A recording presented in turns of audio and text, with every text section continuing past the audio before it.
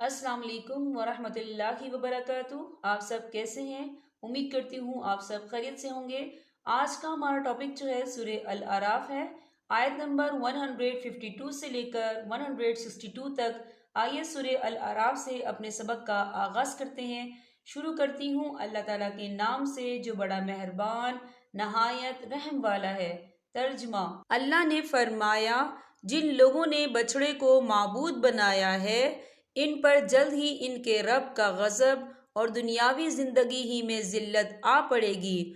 जो लोग इफ्तरा परदाजियां करते हैं इनको हम इसी तरह सजा देते हैं, और जो लोग बुरे काम कर गुजरें फिर इनके बाद तौबा कर लें और ईमान ले आएं तो तुम्हारा रब इस तौबा के बाद इनके लिए बहुत बख्शने वाला बड़ा मेहरबान है। और जब मूसा अलैहिस्सलाम का गुस्सा थम गया तो उन्होंने तख्तियाँ उठा लीं और इनमें जो बातें लिखी थीं इसमें इन लोगों के लिए हदायत और रहमत का सामान था जो अपने रब से डरते हैं। और मूसा अलैहिस्सलाम ने अपनी कौम के 70 आदमी मुंतखब किए ताकि इन्हें हमारे तय किए हुए वक्त पर कोहे तूर लाएं। फिर जब इन्हें जल्जले ने आ पकड़ा तो मूसा अलैहिस्सलाम ने कहा, मेरे परवरदिगार, अगर आप चाहते तो इनको और खुद मुझको भी पहले ही हलाक कर देते। क्या हम में से कुछ बेवकूफ़ों की हरकत की वजह से आप हम सबको हलाक कर देंगे? जाहिर है कि नहीं। लिहाजा पता चला कि ये वाक़या आपकी तरफ से सिर्फ एक इम्तिहान है जिसके ज़रिए आप जिसको चाहें गुमराह कर दें और जिसको चाहे हदायत दे दें। आप ही हमारे रखवाले हैं, इसलिए हमें माफ़ कर दीजिए और हम पर रहम फरमाइए। बेशक आप सारे माफ़ करने वालों से बेहतर माफ़ करने वाले हैं।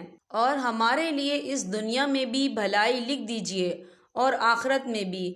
हम इस गर्ज के लिए आप ही से रुजू करते हैं। अल्लाह ने फरमाया, अपना अजाब तो मैं इसी पर नाजिल करता हूँ जिस पर चाहता हूँ, और जहाँ तक मेरी रहमत का ताल्लुक है वो हर चीज़ पर छाई हुई है। चनाचा मैं ये रहमत मुकम्मल तौर पर उन लोगों के लिए लिखूँगा जो तकवा इख्तियार करें और ज़कात अदा करें और जो हमारी आयतों पर ईमान रखें, जो इस रसूल यानी नबी उम्मी के पीछे चले जिसका जिक्र वो अपने पास तुरात और इंजील में लिखा हुआ पाएंगे, जो इन्हें अच्छी बातों का हुक्म देगा, बुराइयों से रोकेगा और इनके लिए पाकीज़ा चीज़ों को हलाल और गंदी चीज़ों को हराम करार देगा, और इन पर से वो बोझ और गले के वो तोक उतार देगा जो इन पर लदे हुए थे।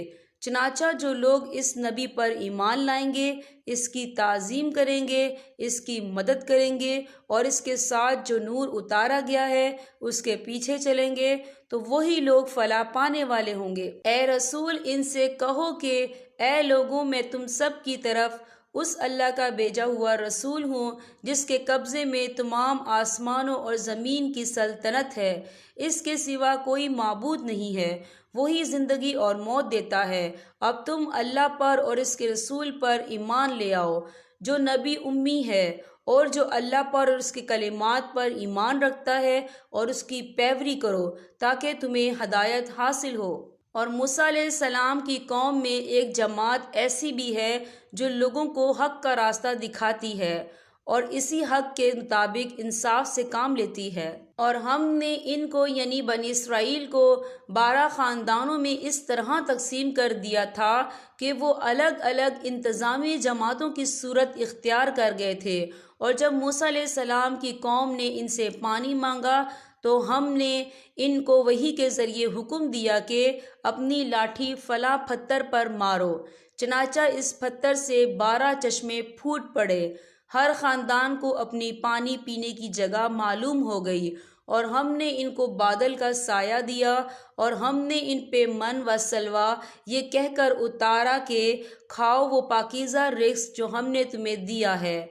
और इसके बावजूद उन्होंने नाशुक्री की तो उन्होंने हमारा कोई नुकसान नहीं किया, बल्कि वो खुद अपनी जानों पर जुल्म करते रहे। और वो वक्त याद करो जब इनसे कहा गया था कि इस बस्ती में जाकर बस जाओ और इसमें जहाँ से चाहो खाओ, और ये कहते जाना कि یا اللہ ہم آپ کی بخشش کے طلبگار ہیں اور بستی کے دروازے میں جھکتے ہوئے سروں کے ساتھ داخل ہونا تو ہم تمہاری خطائیں معاف کر دیں گے اور نیکی کرنے والوں کو اور زیادہ ثواب بھی دیں گے۔ پھر ہوا یہ کہ جو بات ان سے کہی گئی تھی ان میں سے ظالم لوگوں نے اسے بدل کر دوسری بات بنا لی، تب ہم نے ان کی مسلسل زیادتیوں کی وجہ سے ان پر آسمان سے عذاب بھیجا۔ یہاں پر ہمارے سبق کا اختتام ہوتا ہے۔